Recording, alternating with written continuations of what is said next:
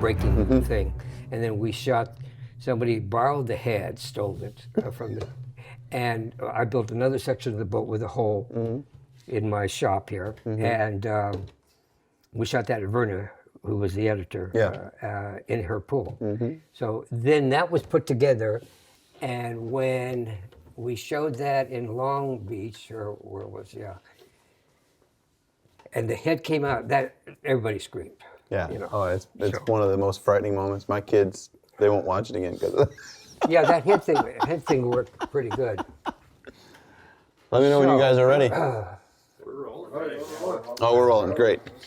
So, like with Carl, I've been racking my brain on how to talk to you guys about stuff that you have talked about so much, and yet also what I think is still helpful for, or at least for people that are hopping either on the Jaws train for the first time or even to come back to it. So some of it you may repeat, some of it may be way out there. So I'm trying to also restrain myself a little bit because of my super fandom of some of what you're doing. Well, it's not boring for me to talk about it because it's so unusual. And I've been in the business for like 50 years. This was extremely unusual, how the sequence of events. And so I want to tell that as how it began. And also I want to defend some people that got criticized heavily. Oh, really? Okay. Which I'll get into. And I'll defend that as we talk, because I constantly hear, oh yeah, the shark didn't work, and we did this because of that, and they didn't use the shark, and all that's not true. So, okay, where do you want to go? So let's start just real quick. And you came into the movie business out of art school. I was born in the Bay Area. Okay. Hayward. I went to San Jose State for a year, and I kept thinking as I was driving to school, and there was a road that led to L.A., and I knew I wanted to get there and make movies. I always, from the time, well, briefly, I got to tell you, when I saw American in Paris, and I was just blown away. I just loved that movie. And then I found out it was not shot in Paris. It was all on a back lot. And who was responsible? Cedric Gibbons and the art directors. And they made all that happen. And I thought, wow, that would be great. And since I was an artist, so I majored in architecture and minored in drama, but then I made that turn, and it came down, and I went to Chouinard's Art Institute, which is a really good one. Disney eventually bought it. It's now Cal Arts. Oh, okay. And they taught production design, and so I had a summer, and I didn't want to come back to Hayward. I wanted to stay in LA, so I needed a job. And I had a fraternity I belonged to when I was at San Jose State. I came up and I met this fraternity brother, and I said, yeah, I sure would like to get a job down in LA. He says, my wife's father works at Disney. Maybe he could help you. So I call him up, and he happened to be the guy that did the hiring for the kids, for the animators, for the trainees. And he said, bring your portfolio. And I said, well, I don't know if I'm ready. I was 18, I just turned 19. I was very young when I got into college. And he said, no, bring your portfolio. And so I brought what I had, and he looked at it and he said, yeah, well, look at, he said, you're too late for the training program. We're going to teach you how to do Mickey Mouse, but I could put you in special effects. Really? Yeah, you draw fire and water and, all that stuff. All right, so they put me in a room with this woman, Marion. Funny how you remember these names. I said, what do I do? And she said, you flip the page and draws in between. So you start off as a trainee, and then you become a breakdown artist. And after a year or two, you become an in-betweener. After a year or so, you become a breakdown artist, and after 4 years or so, you become an assistant art animator. Okay. So I'm working with her for a couple weeks, and she shows me how to do this. And she's now working for Dwight Carlisle, who's assisting Josh Menner, who is the key. He did Night in Bald Mountain. He did The Fire in Bambi. Josh was the key guy.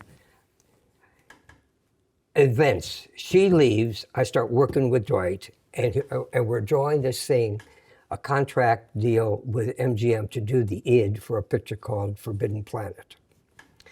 And we're working on large paper because it's Technoscope. And so I'm helping him help, the guy. Well, he's an older guy. He's got to go to the hospital. So he's gone. And now I'm assisting this guy after about 2 months. I go from a trainee to an assistant art director. Wow. And so I'm drawing the id. And then after that, I'm now an assistant, and I'm doing Sleeping Beauty, and we're doing effects things. And this is a kicker. So there's a fairy that's holding a cookie. And I'm drawing this cookie, and this guy reaches over and said, no, the cookie should look like this, like 3 ears. And I look up and I said, oh, thanks, Walt. And it's Walt Disney. That's great. And that's what he would do. And he was a pretty cool guy. He was sort of an anti-union guy. And eventually I wanted to leave Disney. I was there for two years because I really wanted to get into live action. Mm-hmm. And to do that, I had to start designing sets. And I left there and I worked for practically nothing at a little theater called Hollywood Playhouse. And we did some pretty interesting plays there. And so then I built a portfolio of sets. Mm-hmm. And then I met the guy that ran the theater, and he knew an art director, and he told me the process. And so then I went to the union as a set designer, and I started off. They said, okay, you could, what we'll do is we'll put you in as you're sort of like on the list, and you're trying to become a junior set designer. So you're the last to be hired and first to be fired. And as sort of funny is there was an art director, Bob Kenosha, and he was art directing a show, Man into Space, for a small TV studio called Ziv. And he also had designed Robbie the Robot. Okay. So he was known for that. So he sort of trained me, And then after that, it was,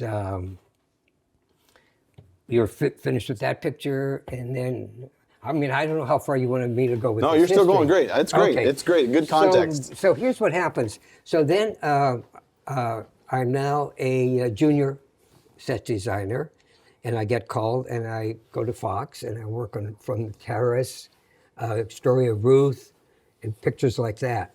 And you see the movie stars as they go to the cab, but you're in the drafting room, and you're working with some of the guys that worked with Cecil Mill, for criminy sakes. They've been drafting for years, and this is what happens: is there's the draftsman. That's set designers union, and they call them set designers, but you're basically architectural draftsmen.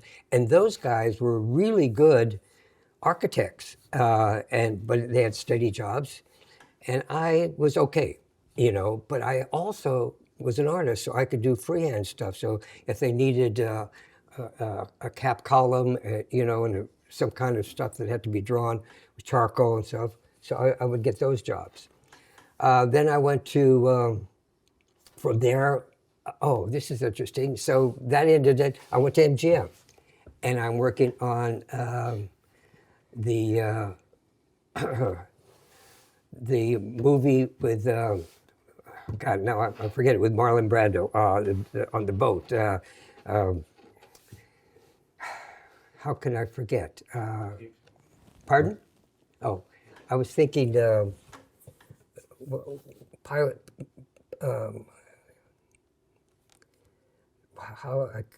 This is terrible. Anyway. It's all good. No. I'm thinking of the movie where he plays a pirate, or captain of the pirate. Anyway, And so you do pictures like that, and then let's see. Then I went to Warner Brothers and was working Ocean's 11. So you're just doing all these jobs.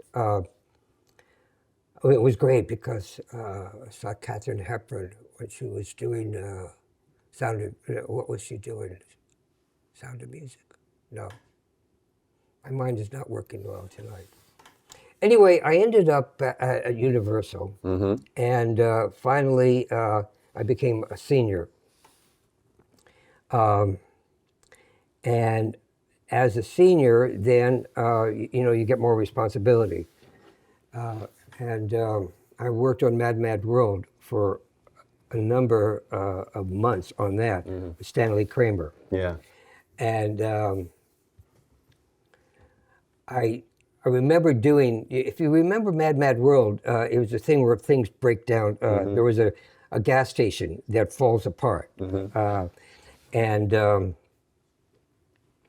I built a model. We also were set designers and model makers. Sure. The other union were illustrators. Right. Okay.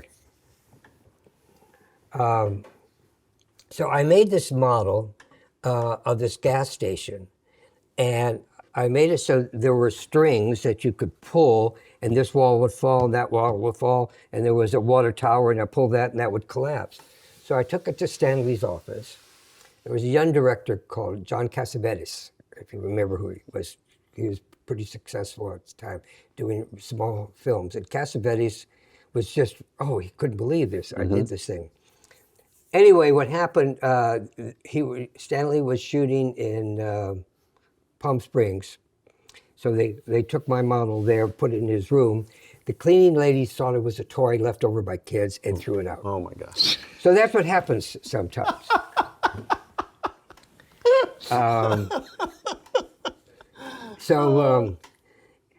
Anyway, I continue on at Universal, and probably my big break to separate me. Now I'm a set designer, senior set designer. I want to be an art director. Right. You want to move to the next step.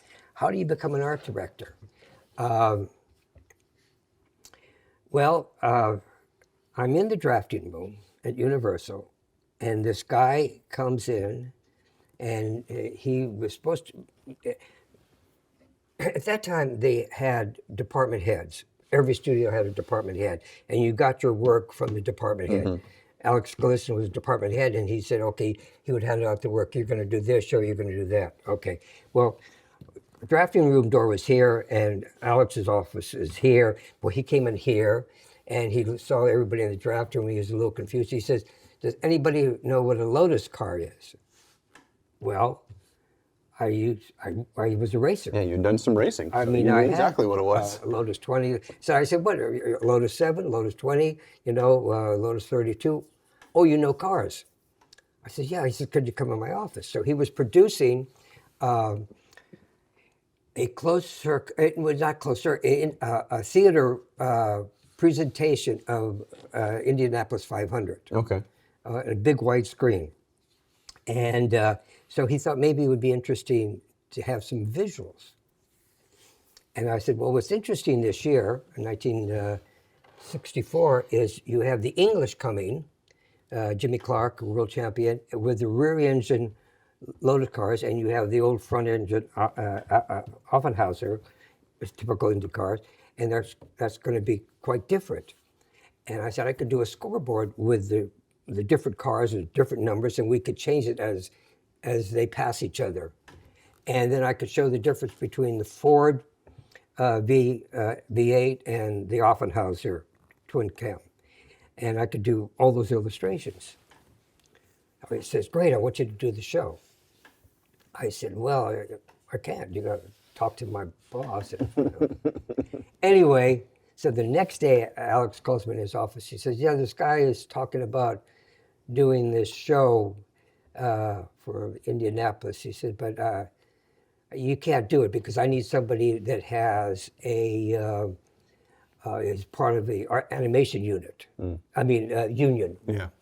I said, well, I have one of those cards Yeah. too, Oh, So, and then he starts telling me some ideas that I already gave the guy. Right, right, It was right. great, but Alex was quite a character.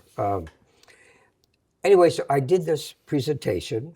I did all these illustrations. And then I took the originals to Lou Wasserman's house. And Ellie, his wife, sort of put me in front of it. Now I mean, this is big. I mean, Lou Wasserman came over from Review, small television company. It's now taking over Universal. And, Carl was talking about television and features. Huge division there. Yeah. These were TV guys. These are feature guys. And now the TV guys were creeping in, and it looked like Wasserman was going to buy Universal. But in any case, so I did the show, and I'm still back in the drafting room. But the TV guys are coming and taking me to help do their TV shows. And the old draftsmen, they don't want to do television, So I'm running around doing that. Doing both. The next year comes around, and Alex says, well, we want you to do the show. And I said, you really want me to do the indie show again? He said, yes. I said, okay, well, then make me an art director, assistant art director. So he said that was sort of like pulling some, anyway, so I became an assistant art director. And that was a big opportunity because now I'm working with on different shows, and you're off this drawing board. You have an office, and you make rough things, and then you give it to the set designers, and you do it that way. So I worked on a number of shows. Frank Arrigo was an art director I worked with, and we did Change the Habit, which was Elvis Presley's last movie. Wasn't too happy with Elvis. He was, and Mary Tyler Moore wasn't too happy with Elvis. He'd come in, not know his lines, have a big entourage. Yeah. You never get to know the guy. Yeah. He was Elvis. Yeah. And that was his last movie. And then Frank and I did a thing called Torn Curtain Yeah. with Alfred Hitchcock. Yeah. Okay. And what was interesting there is Hein Heckroff was the production designer because he had won the Academy Award for the Red Shoes, the ballet thing. It was a ballet sequence, and Hitch wanted him for that. And a very nice guy, but Frank and I really did most of the sets. So what was so interesting about Hitchcock was, I remember he called me in his office, and his secretary called. He said, "Mr. Hitchcock wants to talk to you." I said, "Where's Frank?" "Oh, Frank's on scouting and High someplace." "No, he wants to talk to you." And so I'm still a young guy. And here's Hitchcock, right? He says, "Yes, Joe." He says, "Okay, here's the Mr. Newman walks down here. He runs down these stairs, comes out here, across the registration desk, and leaves." I says, "Okay, so what do you?" He says, "Well, you build the stairs, and Alfred Whitlock will do a matte shot of this, and then you." And I said, "Okay, Mr. Hitchcock." I didn't call him Hitch. Other people could. Right. I said, "Well, what about the reverse? What about a?" No. He comes down here. We go over here. He walks out here. This guy, we never overbuilt for Hitchcock. He had it planned. He was an art director before. And he had every shot sort of figured out. So we built just what we needed. Right. Exactly how he called it. John Carpenter fascinating. was another guy I worked with that had that kind of thing. We never wasted anything. That was with Starman, right? With Starman and John Carpenter? Well, I worked Escape from New York. Oh, yeah, Escape from New York. Yeah, Yeah. that was, right there. So what I hear you saying is you have this ramp where you have worked your way, essentially, you worked That's your the way you up. That's the way you had to do it. And you build all of these skill sets, you build all these opportunities because little did you know you were being prepared for one of the most crazy rides. Well, I know, but I'll just give you one little side trip. Yeah, go for it. There's a guy that's doing a movie called Paul Newman. Everybody knows who he is? Right. Yeah. Well, Paul had a Volkswagen with a Porsche engine in it. little bug with it in. And he comes and he says, I understand you race cars. I said, yeah, I have lowest 20. In fact, I was pretty good. I once 11 out of 16 races, won the Pacific Coast Championship. And I really thought maybe I'd leave and be a race driver. Yeah, yeah. It started a hobby. And he said, is there any place I could take my my bug? And I said, yeah, we'd go out to Willow Springs Raceway and $20, we'd have it for the day. It's got 9 turns. And so I took that, my race cars and my buddy's race car, and Paul. We went out there. The nicest guy, I got to tell you, big star, but really super guy. If you wanted to talk cars and you didn't want to ask him for he didn't like doing autographs. Anyway, so he drives around in his Volkswagen. It's pretty fast, and in fact, it's in a book. There's a picture of me with Paul in my race car, and I said, "You want to try the Formula car?" And it's different because it's just a little narrow thing, and you're strapped in with 5. And he's got these big blue eyes, and he sits there and he says, boy, if Hitch knew I was doing this, he would sue me for $1 million, and you'd never work in this town again. And I said, okay. So anyway, Paul goes out, and he's really doing fast. He's really, really good, and comes in, and we have a little break, and goes out again. And then he comes to turn 9, which is a decreasing radius, which gets tighter and tighter and tighter. And you don't want to slow down too much, because then it's straight. Well, he comes out and he spins, and I lose him in a cloud of dust. Oh no! And the wheels collapse, and I think I just killed a superstar. And I get there, and the dust clears, and he's there. Wow, that was cool, I just killed Anyway, a that's it. superstar. I did do another movie with him. I did Winning, and that was all about racing. That was cool. It seems like as you worked your way up, little did you know you were preparing yourself for this journey. Well, Jaws. Probably the move later was not a movie, but as I became an art director now, my next step after Winning is I got Night Gallery. And Night Gallery was Rod Serling's new version of Twilight Zone. Yeah. Well, Steven Spielberg did it, Schwartz, Yeah. John Badham, all these young directors, and we were doing like, God, sometimes 20 sets a week, because we were doing 2 and 3 parters in the hour. Right. So I was running like crazy doing sets, and they didn't have much time to prepare. So I would say, okay, the guy walks in, you shoot this, you shoot that. So I got to know these guys pretty well, and I got to know Spielberg. And then we did 2 episodes of The Psychiatrist, a short-lived movie about a television. And then Sugarland Express. And Stephen and I, it was interesting because that was his first film. Bill Gilmore was a production manager who ended up coming on Jaws and becoming production manager. The relationship was interesting with Stephen, and I'll just cover that first before we get to Jaws, is that Stephen really knew how to make a movie, but he didn't know the procedure so much. In other words, I remember when he was doing a television thing, he was telling the actors, giving them lines, and the production manager was going crazy because you just upped their grade. Right, you just gave them more money. And anyway, Bill and I are scouting, and we're thinking, okay, we've got the row of cars, and Goldie drives down here, and so I would stop. We were scouting. We're just going all over Texas looking for interesting roads and things.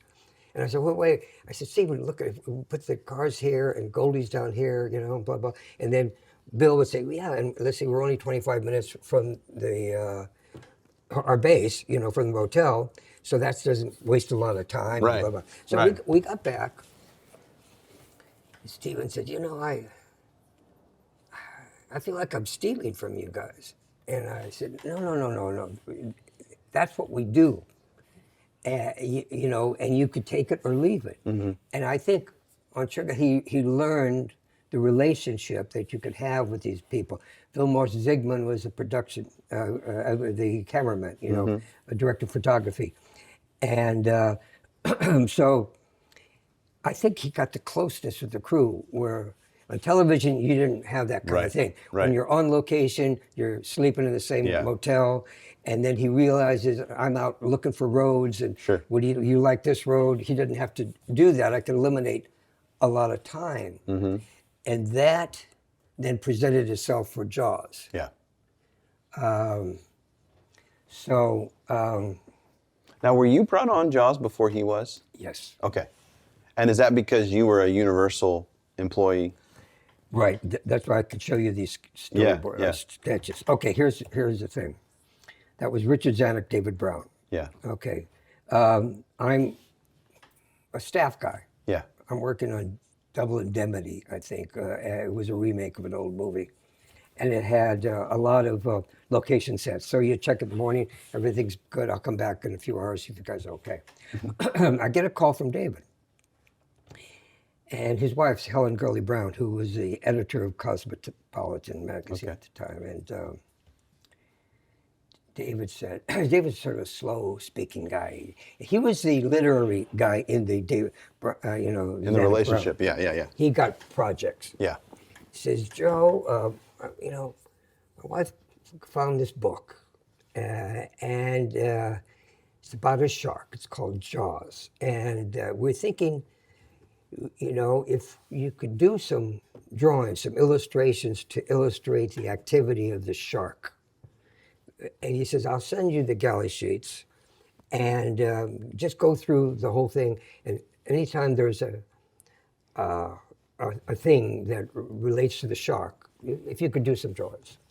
And then we could see if we could sell that to the studio. So I get the galley sheets and I start breaking it down. And I start making these drawings on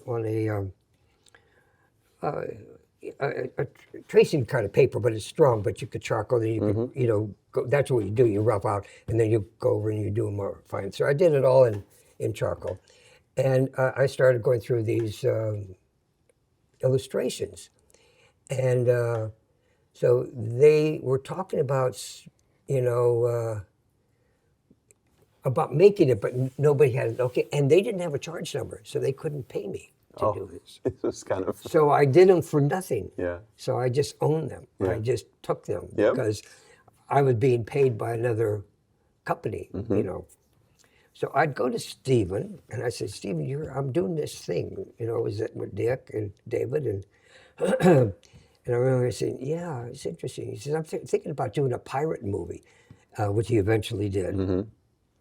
And so anyway, he said, yeah, that's pretty interesting. And so eventually I would just go to him and see, what do you think of this? What do you think? Just because we were friends. Yeah. And because we were the same producers of the movie, I thought maybe they'd come around and use him. And he said, Joe, if we do this, we should have like a full-size shark. I remember we saw Old Men in the Sea. Oh, yeah. And there was that big marlin that looked terrible, and it was shot on a lake with a backdrop. And a good movie, but terrible effects. He said, if we could make a big shark and shoot it in the real ocean, I said, that's a great idea.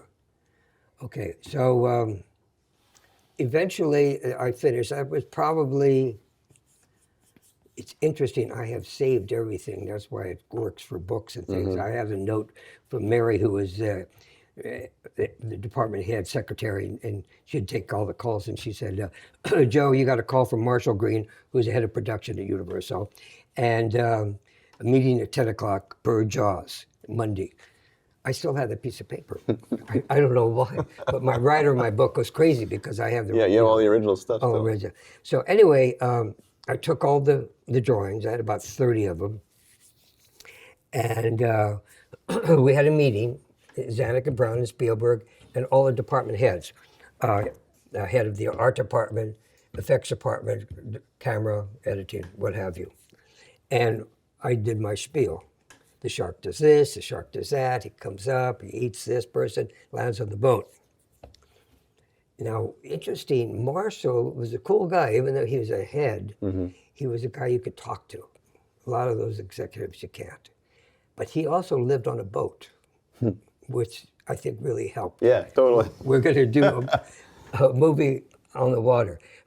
So Marshall said, okay, looked at me, and he looked at the effects department, and he said, what do you think? And they said, no, we can't, we can't do this. It would take a year and a half to make. Besides, we're doing bigger movies like the Hindenburg and, and Earthquake and stuff. And Marshall got really upset, and he went, Jaws could be a bigger movie than the Hindenburg. And everybody sort of laughed, like the shark movie is going to be bigger than the Hindenburg? And so... Which, of course, it would be. Nobody knew that at the time. So anyway, we're talking about a $3.5 million movie. Yeah. And a small Jaws shark movie.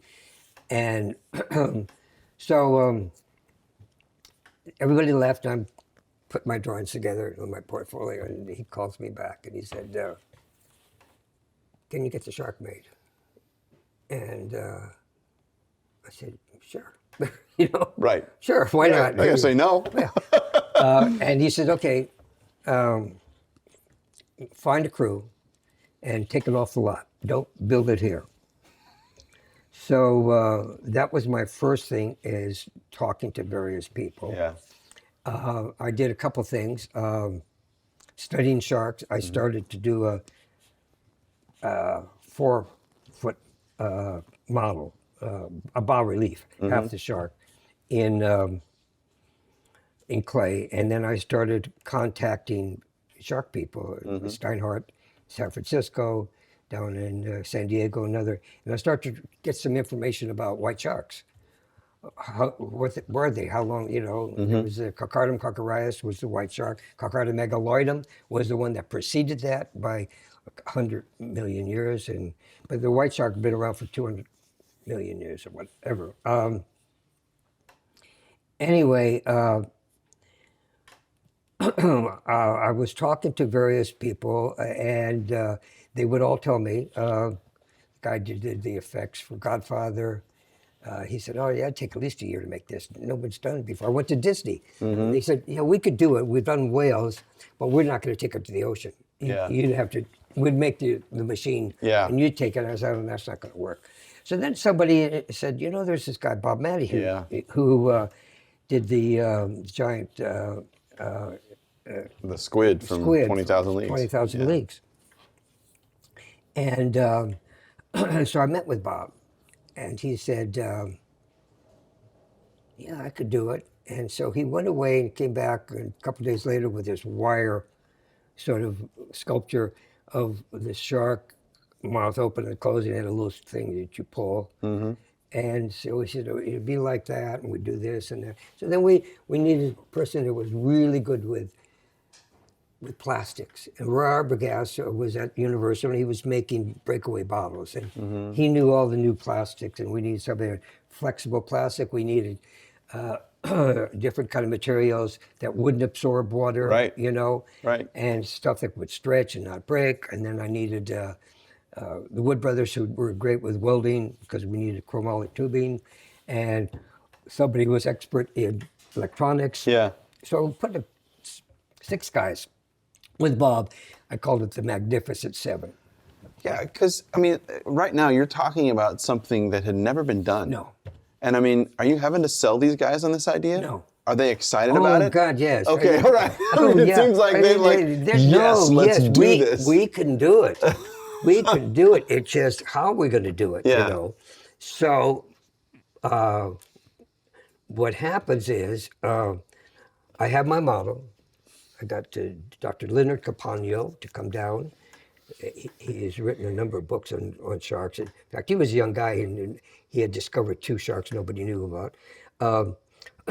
And he worked on the model with me to get it dead right. Little dots here, they got a little that, so it was, okay, that's what it looks. Now I just needed to get a sculptor Don Chandler I found on the lot, and we made it 6 times that size. All right, so that's now probably. So the meeting was October. This is probably mid-November. Bob gets his crew together, and we get a place out in Sunderland. Rolly Harper's. It's a catering place, so they have some facilities there in a big lot. And the guys started to do that. I get Frank Wormser, who was a set designer, draftsman there, but good luck. He happened to work at Lockheed and he was an engineer just doing this. So I turned all the technical drawings to him, and he could work with Bob. So we could put technical, which you'll see illustrated in my book, the mechanisms, how it works and all that. So now I got that going, technical guy, got a sculpture going, and I need to find a place. And Steven's sort of occupied with something else, but he's just go off and find a place to shoot it. And so what I did, I met Peter Benchley. I went to New York and I met with Peter. And we sat down and I said, what did you write this for? And he said, well, Covington, Sag Harbor, various places, nothing specific. Yeah. And I had gotten a map, nautical map of the whole coast. And Bob was coming up with a design of this big platform that we would sink. And then the shark would be on an arm and on a track. And we wanted like 25 feet of depth. And we wanted a really small tide change so that if it was a big tide, we'd lose the shark or we would. So I had a nautical map of what the depths were in various places. So, so I'm looking for a little town, and I'm also looking for a place, a bay that we could shoot out in the ocean. That was, if you could find everything in one place, you don't have to move the company. Right. You save money. Yeah. It's convenient. Everything's here. Yeah. We got the crew. We're locked in. We shoot walk and talk. We shoot the ocean. So I start off after I leave. Oh, and eventually says, I said, what about these islands? He said, they're Nantucket. He said, oh yeah, go to Nantucket. His father lived there, who the Russians are coming to Russia. And he said, my mother will make you cream cheese and cucumber sandwiches. I said, okay. I said, what about this other place, Martha's Vineyard? He said, I don't think there's anything there. You know, he'd never been there. When you live on one island, you don't. Right. So I started off with my map, and I went all Long Island, all the way down Long Island, and this was the winter. So the beaches were covered with snow. And then I get to Sag Harbor, and I said, well, I love Sag Harbor, but there's no real place to shoot the shark. There's no cove or I cross over, and I go way up to Maine, and then I come back down, and I go down to Woodhull, you know, all along that area there. And so I take the boat to Nantucket. It's a very strong winter storm, and it's too rough, and they decide to turn around and come back. So I'm there. This is all on the Cape Cod. So I'm thinking, shoot, here's a boat to Martha's Vineyard. And that doesn't take so long, so I'll go see that. So there was a book written about Martha's Vineyard and Jaws. I don't know if you've ever seen it. It's quite good. I have a copy of it. And the guy figured out exactly, it was December 16th that I arrived there. And how did you figure that out? He said, well, you came in to the only hotel that was open in the middle of December.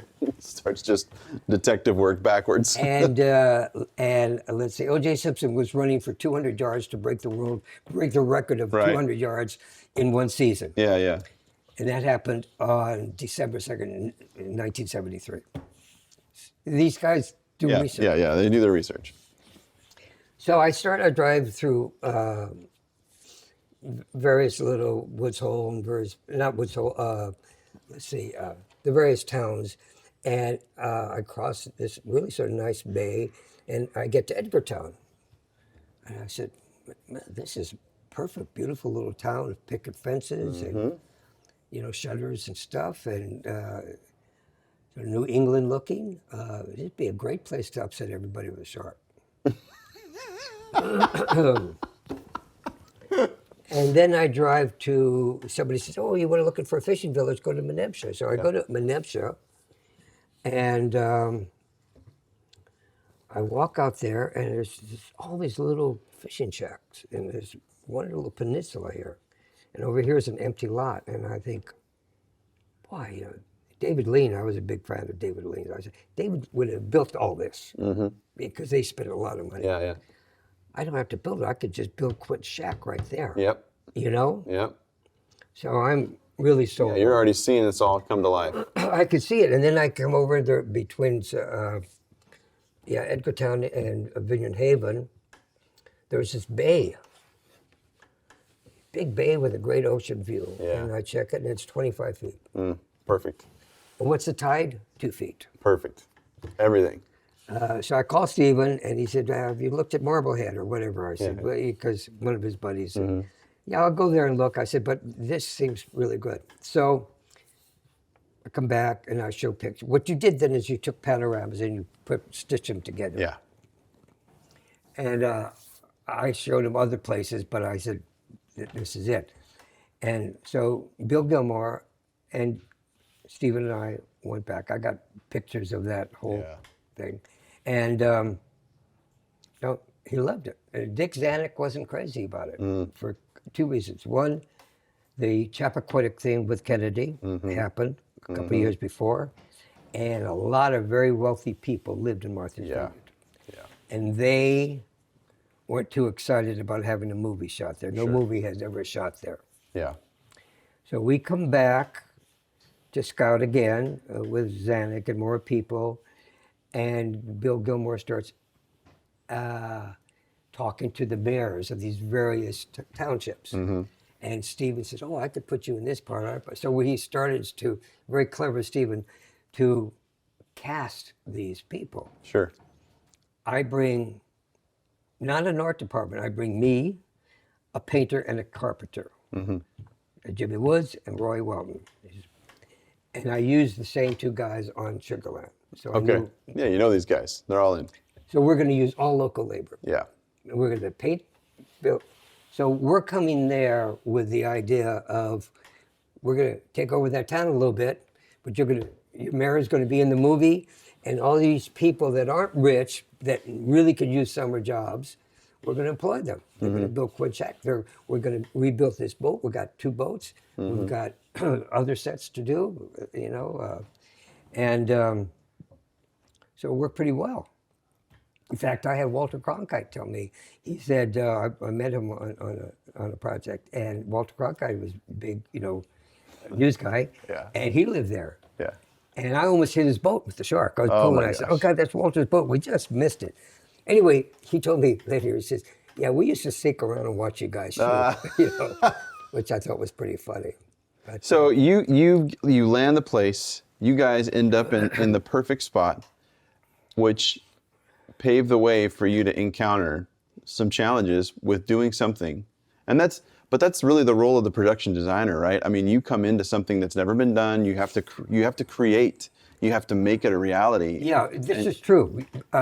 The difference is I am now head of the effects department. Okay.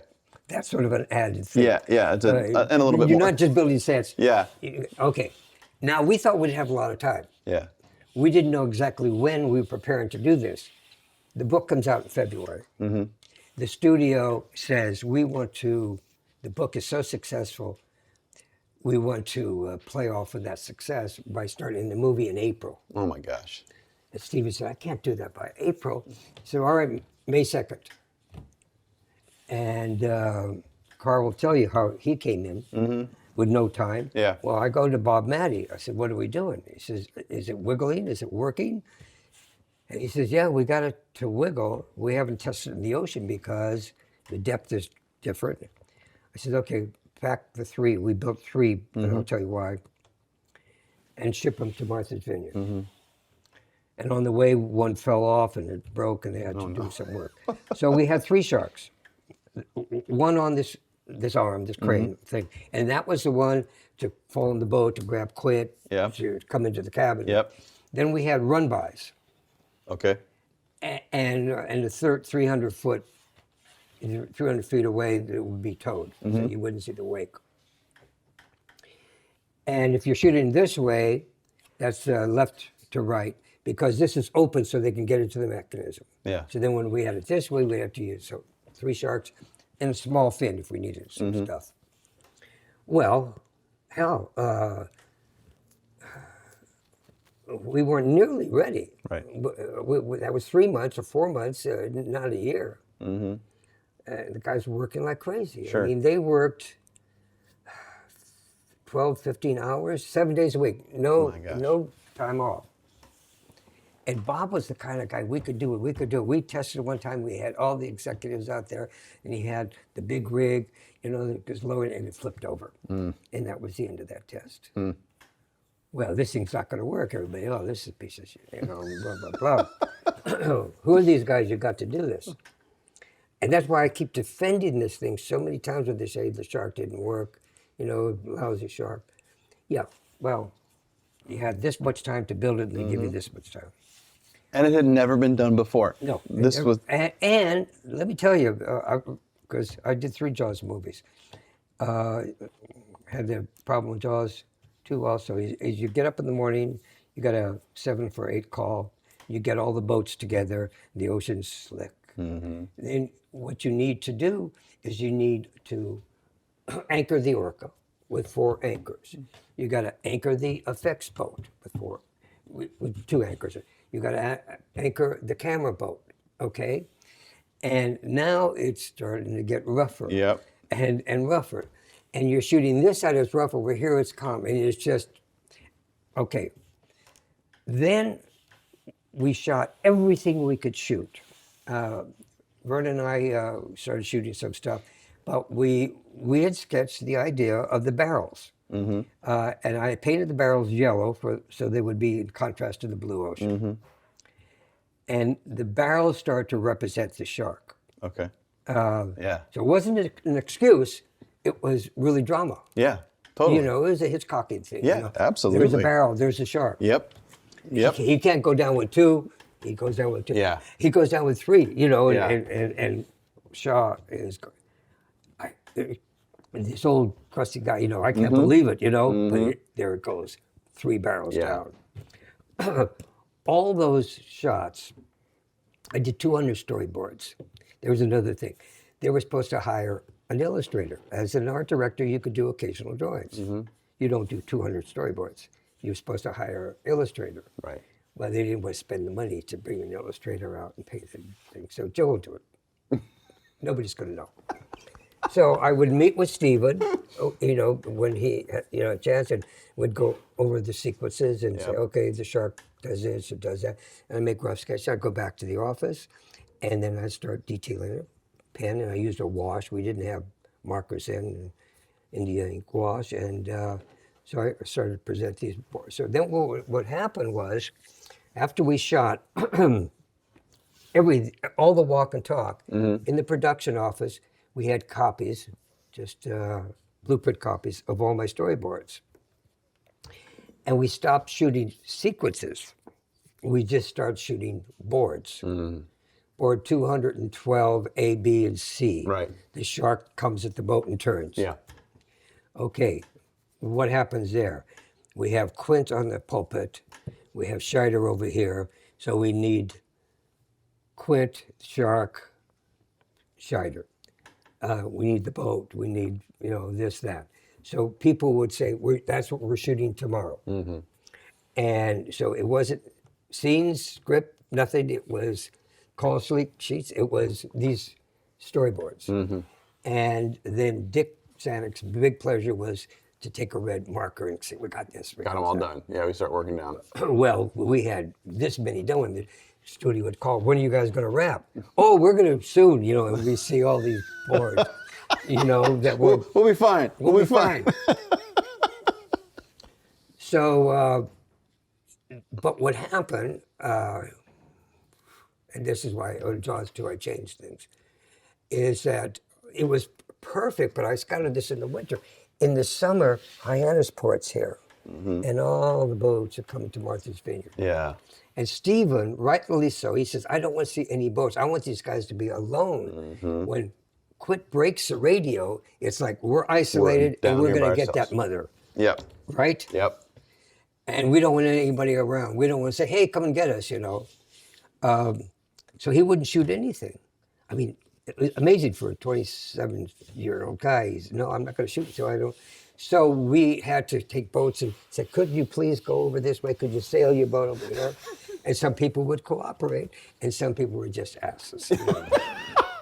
And, you know, so you're fighting not only the shark, Yeah. you're fighting the ocean, and you're fighting boats.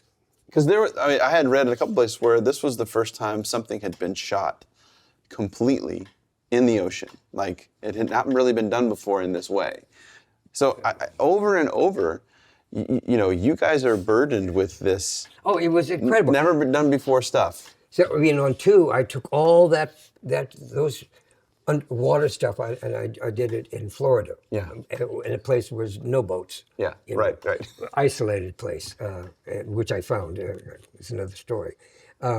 So I proceeded to do that, and then with shot by shot, we got a lot of barrel stuff, and Verna shot some stuff. And then Stephen was really getting tired. He says, I've got a scene, Joe, I want you to direct. And it's a little boy on a raft, but it wasn't the boy, it was a dummy. Yeah. And the shark comes up and takes it. Oh, yeah. It was my first directing thing. It's tragic. It's frightening. And it was like, oh, an easy shot. All I have is a shark. I have half a dozen kids in the foreground, and so I had to go find a place to shoot that, and it was foggy, and I did it by radar, and the sun came up, and it was perfect. But I wanted to get the sun coming here and break the shot, and the dummy was falling off of the float, and the effects guy was fixing it. I said, no, I want to shoot it. Anyway, we got the shot. So What is it that comes out of the water and gets him? it's a shark. It's one of the mechanical You want to ones? see it? Yeah, It's in the yeah. book. Because the speed at which it happens too is what makes Oh, it. there we go. Oh yeah, there it is. Yeah, Yeah, that's the one right there. yeah, that's the one I directed. Oh my gosh.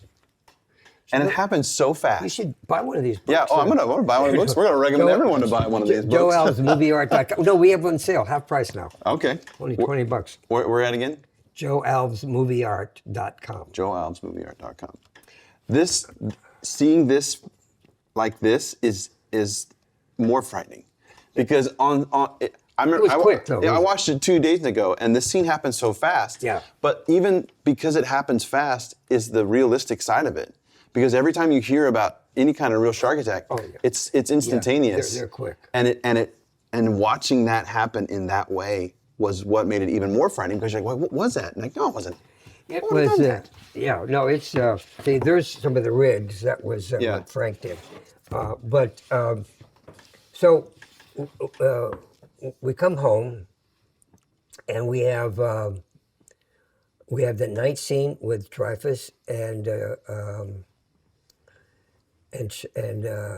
Scheider, and they're out looking for Ben Gardner's boat. Yeah, right. And they find it, and then Dreyfus goes under. Yeah, man. Okay, so we have that, and then we have the underwater.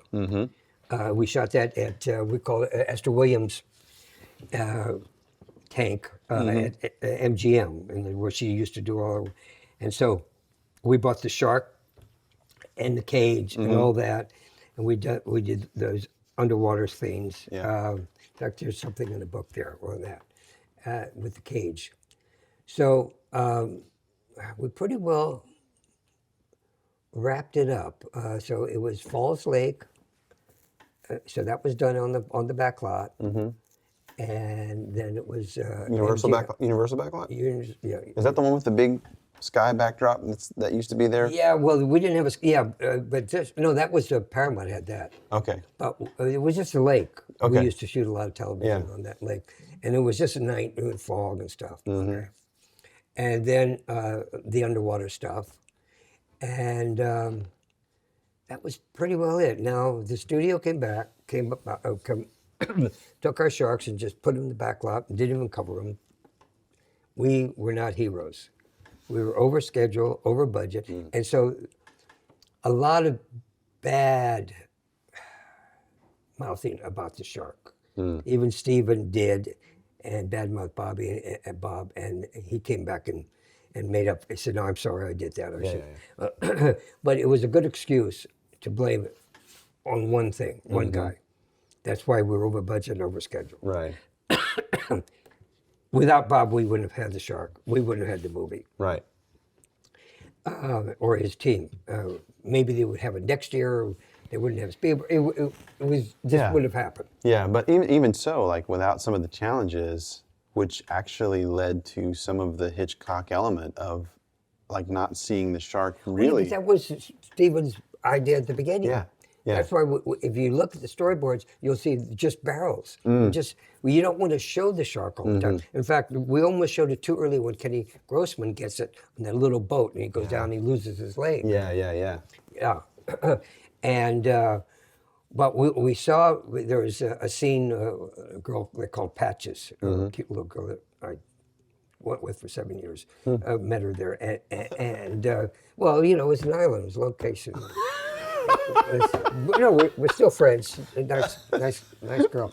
Anyway, and that was, you see the shark go out to sea. Right. After that, so that was showing quite a bit pretty early.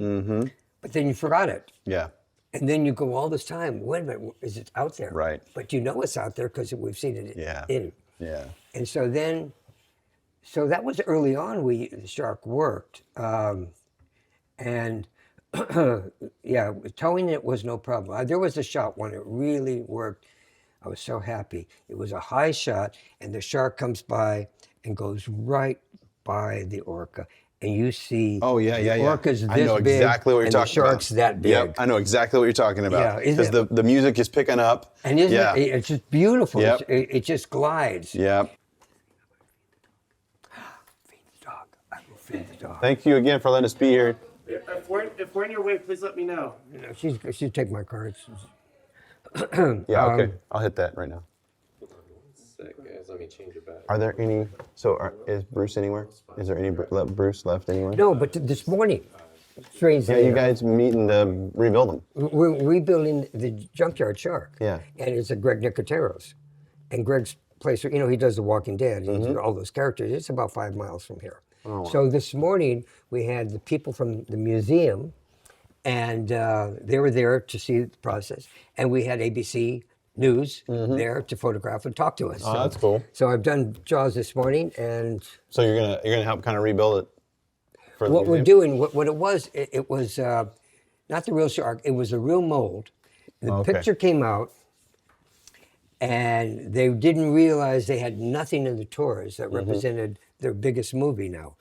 So they quickly made a fiberglass shark, and they hung it up, and people could stand in front of it and take pictures of it. And they had it there for years, and then they did the Jaws thing that moved, and somehow it ended up at a junkyard, not a junkyard, but a place, a huge place where you could buy car parts. There were all these cars, and the guy had it there, and it was there for years and years. A couple of years ago, a guy from NPR flew out from East Coast and wanted to interview me about that, and I brought Roy Arbogast, and I said, Roy could say if it was the same mold, and he said, yeah, he knew all the things. And then a couple of years ago, the museum, the Motion Picture Museum, they're doing a museum, and they're interested in getting that shark and restoring it because it was from the same mold, the same size, same perfect, and they got Greg Nicotero. Greg did my introduction to this, and I've known Greg for 20 years, and he was a big Jaws fan. He's doing The Walking Dead now. Yep. And anyway, so this morning I was there to look at the progress, and How's it looking? oh, it's going to be perfect. I mean, it's going to be perfect, and I'm going to end my book when Titan has picked up the distribution. We're going to do an additional book, a bigger book, and it'll end with the shark's still there, and you could go to the Motion Picture Academy Museum and see the shark. Yeah. And but the question about technology and Yeah. CGI, Because we're seeing a more desire for more practical stuff again. well, that's interesting because I think what happened, and even Lucas was guilty of this when he did one of the newer, Star Treks, Star Wars. Yeah. Is you could multiply things. And I remember, let's say John Wayne is there with the cavalry, and you got 75 Indians coming over the hill, and a dozen, cavalry, and they got to fight these. Today they would put 300 or Right. 400 or 500. Yeah. And just overdo it. And you lose the relationship of reality by doing that stuff, and it's all too quick. And so I think the simplicity, the story that won the Academy Award last year, the water thing, was simple. Just one creature, Right. uh, Shape of Water. shape of Yeah. water. Yeah. Right. Again, a simple story, simple practical effects. Right. And I think that's kind of what we've been seeing, which to me, I think that's why we're seeing this kind of resurgence on things like Jaws and stuff, because it reminds people, like you said, it's three guys against one thing. Yeah. And the horror and fear that comes from the suspense and the thrill of it versus the overwhelming, impending doom kind of thing. It's like you can make a real scary car crash, or you could do 5,000 car one, and after a while you say, okay, yeah, I think I've seen that. Yeah. Yeah. It's so the simplicity. It pulls the real, and CGI just makes it so easy to take it. And there was nothing easy about what you did. Jaws. Nothing easy. Nothing easy, but worth every minute, right? Yeah, well, it worked. And then I had to go two more. God. Joe, thanks so much for your time, man. This has been great. Like just being in your home, seeing these amazing pictures and storyboards, and to get your just overall experience for the past 30, 40 it was years. a great experience, and I just want to say this real quickly. You do one movie when you work in the movie business, and the next priority is to get another job. Right. And so I did 3 Jaws, and I did a lot of pictures. And I would say it wasn't until the 30th anniversary, I was on the island there, and someone said, you should sell your storyboards, copies, and you should do these shows. And I said, who's interested? And in the last 18 years, there's almost a week that doesn't go by that I don't get somebody, oh, could you sign this? I mean, I'm from Germany, different countries.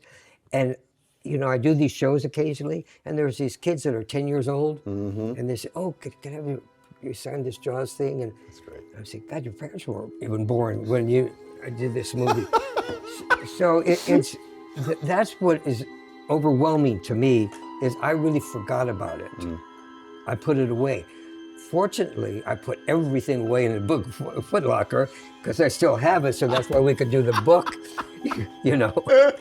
Right. And then I got this writer, and he says, yeah, let's... Or the storyboards that you basically did, for no pay, 40 years ago. Now they're worth thousands of dollars. Yeah. Well, Way to go. whatever. It worked. That's great. Thanks again, Joe. This has been awesome. Okay. Appreciate it. Everybody, Very cool. give it for Joe, man. This is awesome.